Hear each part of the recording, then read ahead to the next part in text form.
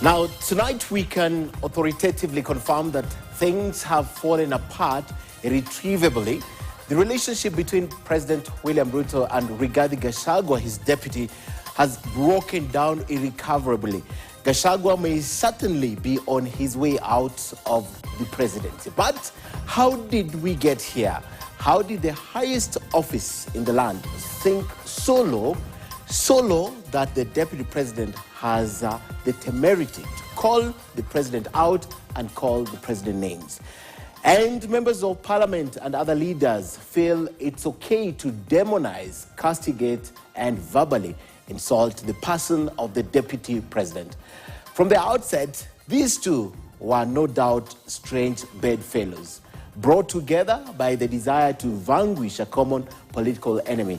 Their quest blinded them so dark that they did not contemplate their joint political future post-winning the election.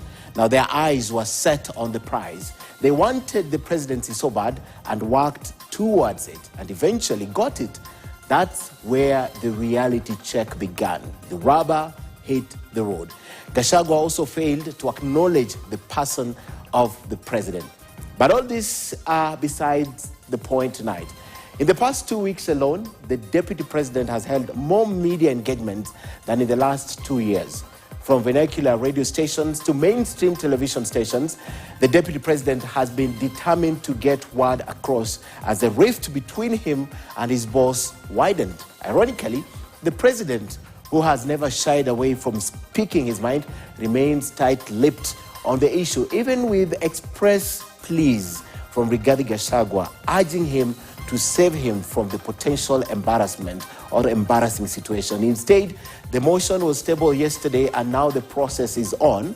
So why was it so easy to gather bipartisan support, 291 members of parliament? First, the deputy president did himself a disservice by publicly isolating himself from the rest of the country.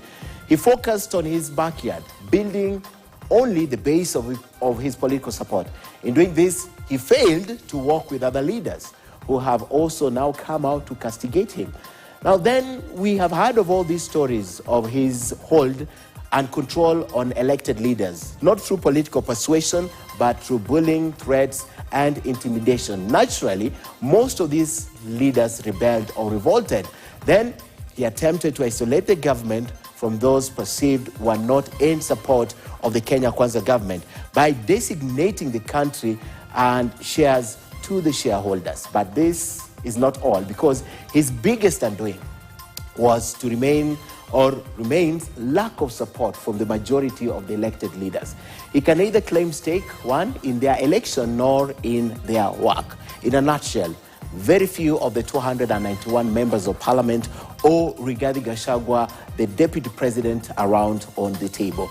They can comfortably walk away unbothered.